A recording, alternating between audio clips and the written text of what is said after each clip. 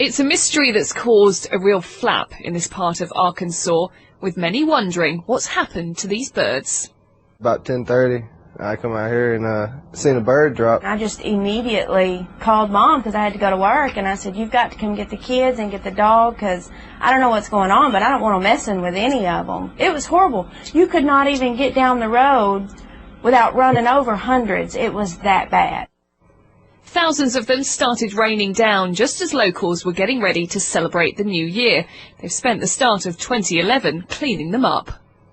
Started at 7 o'clock and picking up birds on the street, in the yards. It's been run over and just a mess. So, spooky omen or natural causes? Well, that's what these teams are now trying to work out. They've flown over the area to test the air and say that's all clear, but not everyone is convinced.